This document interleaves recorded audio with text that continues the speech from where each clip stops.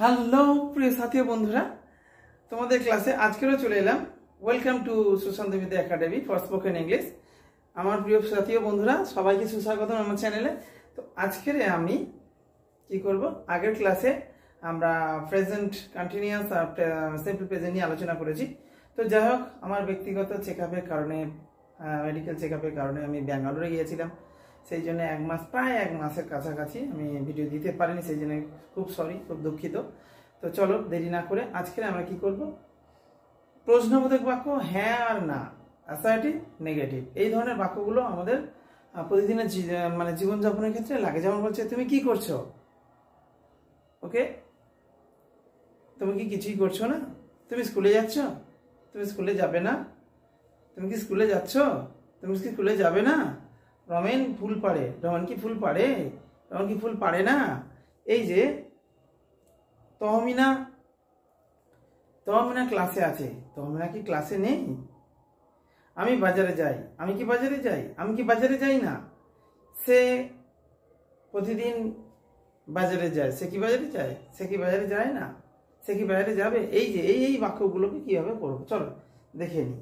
যেমন কি প্রথম বাক্য, এটা আমি সাবজেক্ট কি দেবো, সিম্পল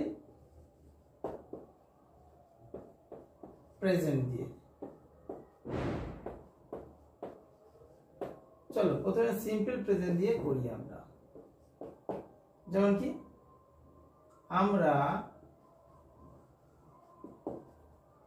আমরা বাজারে যাই। বন্ধুরা কি হবে তাহলে? উই গো টু মার্কেট হবে।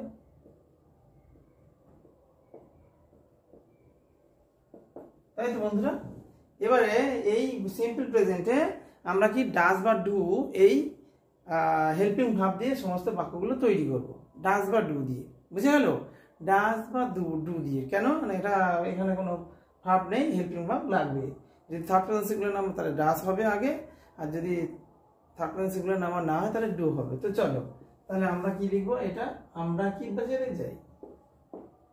তাহলে লেখো, আমরা কি বাজারে যাই। জিজ্ঞাসাবাদক, তাহলে কি লিখবো? ডু লিখবো বন্ধুরা। Do we go to market. আমরা কি বাজারে যাই। এবার যদি 3 নম্বরে লিখি, আমরা কি বাজারে যাই না? আমরা কি বাজারে যাই না। দেখো তাহলে কি হবে, এখানে ডু উই লিখতে পারি নট গো টু মার্কেট, হতে পারে। আরটা কি হতে পারে, অবলিক দিয়ে ডোন্ট হতে পারে বন্ধুরা। কন্ট্রাক্টেড ফর্ম লিখতে পারে, don't we go to market. Contracted form লিখতে পারি, তাই না? এবার আমি 4 নম্বর লিখি, আমি স্কুলে যাই। লেখো অ্যাসার্টিভ, দেখো আমি স্কুলে যাই। বন্ধুরা এটাকে লিখবো, আই গো টু স্কুল। ঠিক আছে বন্ধুরা। এবারে বলো এখানে কি হবে, আয়ের পরে কি হবে? ডু একটা হেল্পিং ভার্ব লাগবে, ডু একটা হেল্পিং ভার্ব। তাহলে কি লিখবো? তাহলে লিখবো যে ডু আই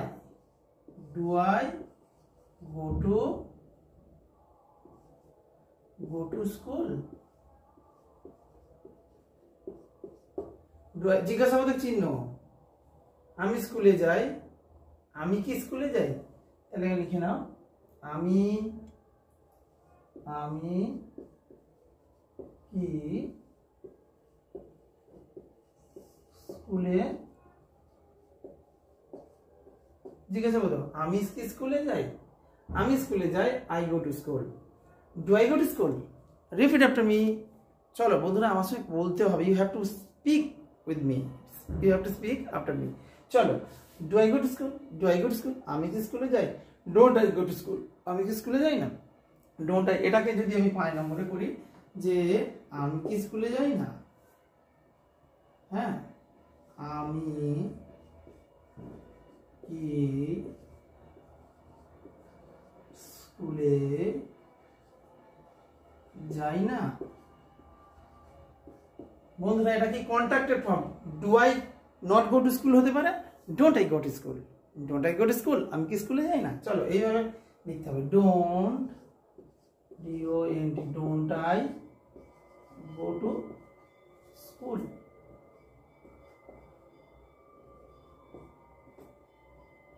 ঠিক আছে, don't I go to school? আমি কি স্কুলে যাই না, আমি কি স্কুলে যাই না।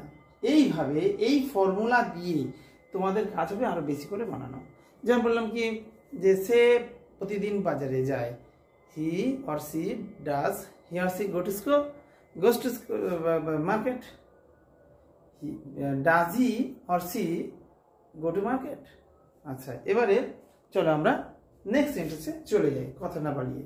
চলো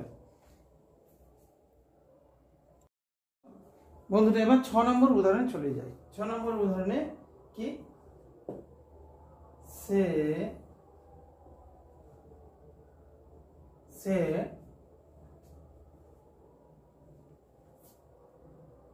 খেলে, সে হারমোনিয়াম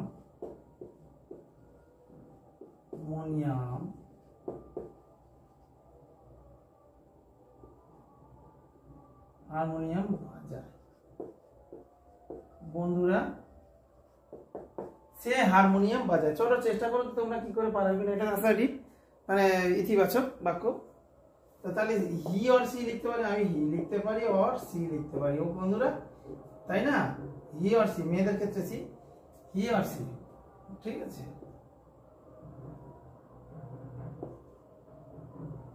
হ্যাঁ সি, এখানে প্লে মানে বাজানো। বন্ধুরা প্লে থেকে কি হবে, এস হবে। হি অর সি যে কেউ একজনকে বোঝাচ্ছে, সেটা ছেলে হতে পারে মেয়ে হতে পারে, একজনকে বোঝালে সিম্পল প্রেজেন্টটা থার্ড পারসন সিঙ্গুলার হয়, সেই জন্য ভালো লাগে এস বাই এ যোগ হয়। He or she plays harmonium.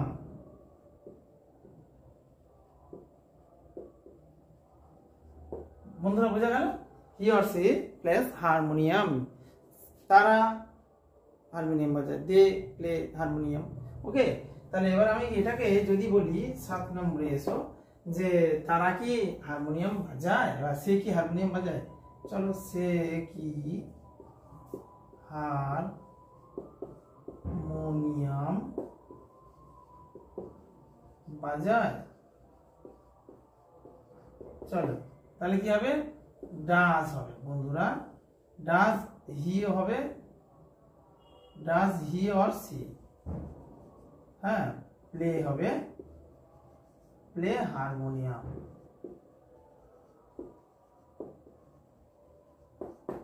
তাহলে কি হলো, ডাজ হি অর সি, কারণ এই যে এসটা এপারে চলে এলো। Does he or see play harmonium, তারা কি মানে সে কি হারমোনিয়াম বাজায়। এবার যদি সে কি হারমোনিয়াম বাজায় না, তাহলে কি হবে, সে কি হারমোনিয়াম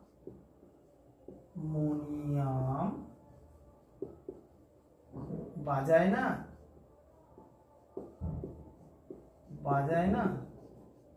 বন্ধুরা কি হবে, কন্ট্রাক্টেড ফর্ম লিখবে তোমরা, স্পোকেন কন্ট্রাক্টেড ফর্ম ভালো হয়। ডোন্ট হি হতে পারে আর সি হতে পারে, সি প্লে হারমোনিয়াম।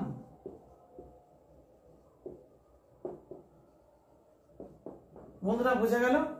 এবারে আমি বলি যে দীপিকা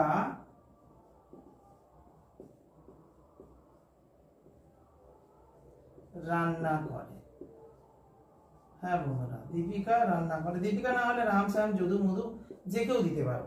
তো চলো আমরা দেখি 9 নম্বরে, তাহলে কি লিখবো, দীপিকা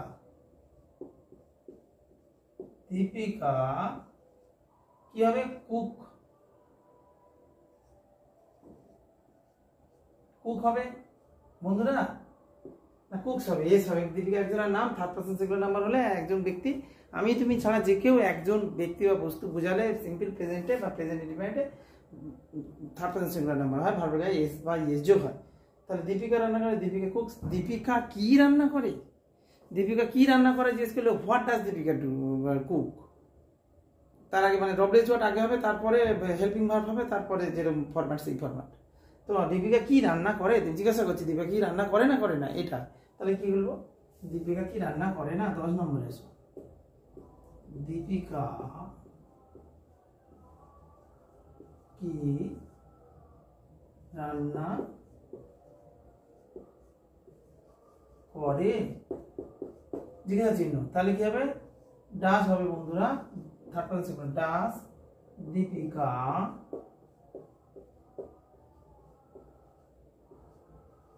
কুক হয়েছে বন্ধুরা, ডাস দীপিকা কুক। এবারে আমি 11 নম্বর উদাহরণ, দীপিকা কি রান্না করে না, দীপিকা কি রান্না করে না, জিজ্ঞাসা করছি। তাহলে কন্ট্রাক্টেড ফর্ম স্পোকেন ইংলিশে লিখবে, সবসময় কন্ট্রাক্টেড ফর্ম লিখবে, এটাই সুবিধা হবে স্পোকেন ইংলিশের ক্ষেত্রে বন্ধুরা। কন্ট্রাক্টেড ফর্ম লিখলে স্পোকেন ইংলিশের ক্ষেত্রে সুবিধে বলার ক্ষেত্রে। তো কি লিখবো? ডাজন্ট, DOES, ডাজন্ট দীপিকা, নামের প্রথম অক্ষর তো বড় হাতের হয় তোমরা জানো, Deepika cook, doesn't Deepika cook. তাহলে দীপিকা কি রান্না করে না, ডাজন্ট দীপিকা কুক, দীপিকা কি রান্না করে না। বন্ধুরা এই যে ফরম্যাট দিলাম, এই ফরম্যাট থেকে তোমরা আরো অসংখ্য বাক্য তৈরি করবো, এটা তোমাদের কাজ। আমার চ্যানেলটি ভালো লাগলে ফলো করো, মানে সাবস্ক্রাইব করো, বন্ধুদের মধ্যে শেয়ার করে দাও। চলো আজকে না বলে বাড়িয়ে এই ক্লাসটা এই পর্যন্ত শেষ করি। এরকম টাকসার দিয়ে প্রচুর প্রচুর প্রচুর তোমাদের বাক্য তৈরি করতে হবে, এটা তোমাদের কাজ। চলো এই পর্যন্ত।